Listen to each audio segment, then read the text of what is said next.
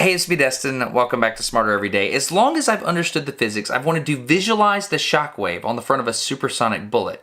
But the problem with doing this is you have to have access to some pretty expensive optical hardware, which is why I'm pretty excited about this giant 16-inch parabolic mirror, which is going to let us play around with the speed of sound.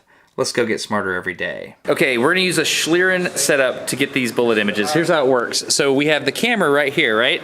So this is a Phantom V2511. We have a mirror way over there, and the way we're doing that is we have a point source here.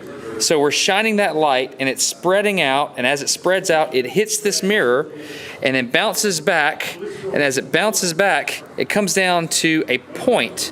One point right there, and we're cutting off half of that light. Long story short, it comes right here, flips back over, goes into the lens. If the air is less dense, then light travels through it faster. If air is more dense, light travels through it slower. That causes the light to move or bend as it goes through different types of air, and then we can detect those shadows using this Schlieren setup. This is my buddy Coop. He's gonna shoot through his own shop. We're not gonna do this at, I'm not shooting at his shop. I think we're ready. On target. 3, 2, 1, fire! Woo! Weapon clear. It's a big boom, so let's see what we got it. Come here, Coop. Oh, Coop, come look at this. Oh, cool. That's unbelievable. Okay, so I'm gonna save that. I like to guess where the shock waves come from. The initial one looks like it's coming off the bullet itself, but then later there seems to be this weak one that I'm guessing is reflected from the plywood table that the mirror's sitting on. Not really sure about that, but then there's the stronger one that comes after that, and my guess for that one is that it's coming off the concrete floor because it's more of a pure reflection. Then later, if you fast forward the video, you can see this very weak shockwave coming across, and my guess is that's coming from the muzzle itself. I'm not sure on all these. You're kind of having to extrapolate, but that's kind of part of the fun. 3, 2, 1, fire!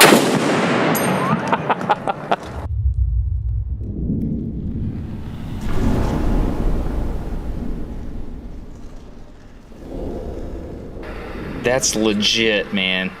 Okay, so we've dropped it to 28,000 frames per second. We're trying to get a really good single image. Actually put air in my lungs.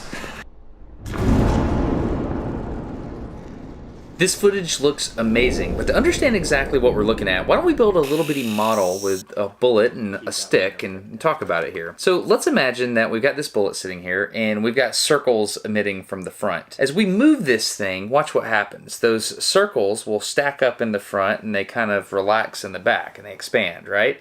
So that's a normal flight.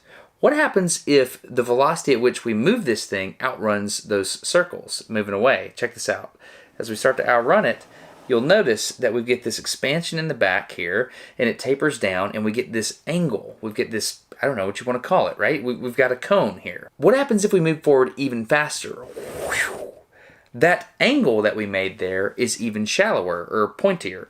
That's called the Mach angle, and people use that to measure the exact velocity of a bullet traveling through air. There's a simple equation. The Mach number is equal to 1 over sine of that angle, and you can figure out how fast it's moving. I use the circle illustration because that's the way I was taught in my aerodynamics book, but if you look at the high-speed imagery, you can actually see circles being formed at regular intervals.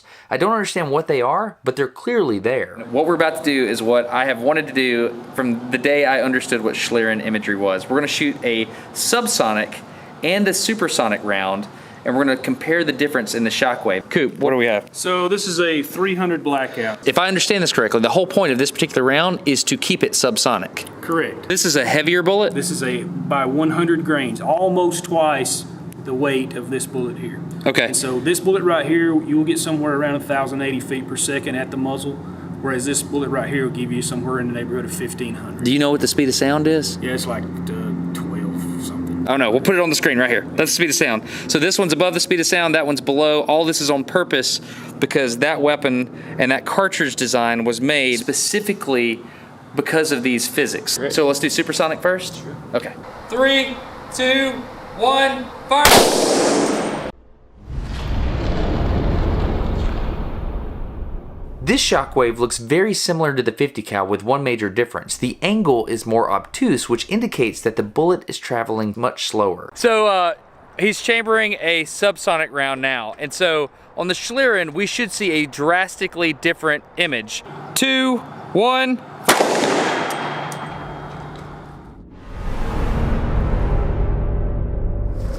It looks like it looks like it's like I can make it, I can make it. All right, so this is a subsonic bullet. So why are we seeing these little flickery things on the side of the bullet? That doesn't make a lot of sense to me. So I did what I always do in a situation like this. I went looking for an expert, which led me to Dr. Connie Strauss, a well-respected aerodynamics professor at the University of Alabama in Huntsville. One thing we saw on the subsonic bullet is we didn't see that shockwave, but we saw these weird lines out to the side of the bullet, you know? What is the speed when you say subsonic? It's about 10% less than the speed of sound. You have supersonic flow there. It's a normal shock. What you see there. On a subsonic bullet? What is happening in a commercial aircraft? It goes between 0.8 to 1.2. Even if you're flying subsonic, you have acceleration of the flow. So you're reaching 1.2. What? And you're going back to subsonic. So what you're saying is even though I have a subsonic bullet, but the speed of the air is supersonic right there halfway up the bullet. So on this subsonic bullet, those things I'm seeing, you're saying that's supersonic flow. That's right. And it's because the air has to move out of the way around the bullet, so it has to accelerate? Accelerates, yeah.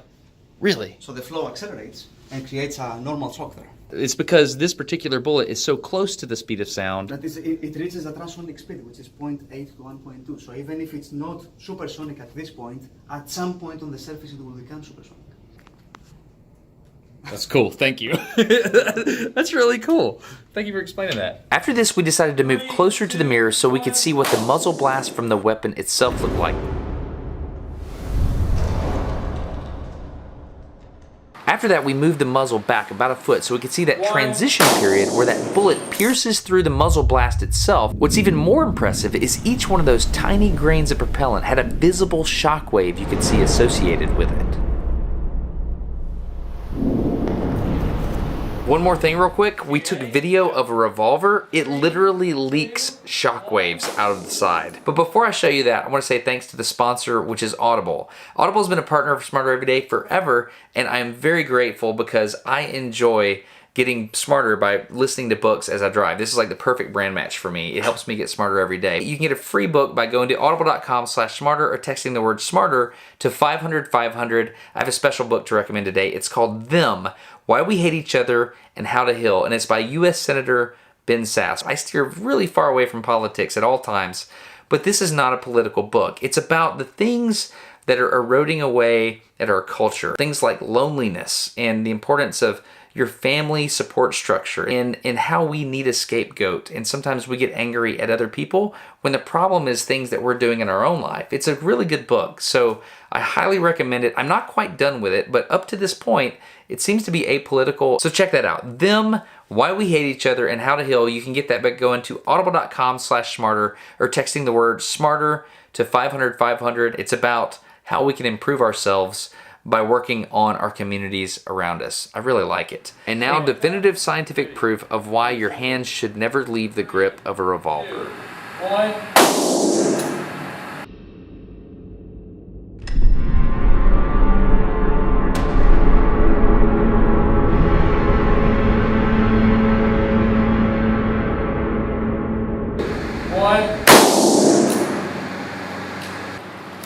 Weapon clear. That is the best video I've probably ever participated in.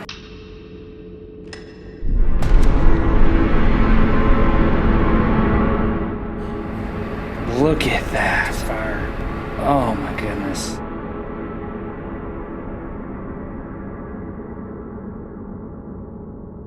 Okay, well, I have a feeling we're going to be doing something like this again. Can you see us stopping at this? No, there's no way. Yeah, so there you go.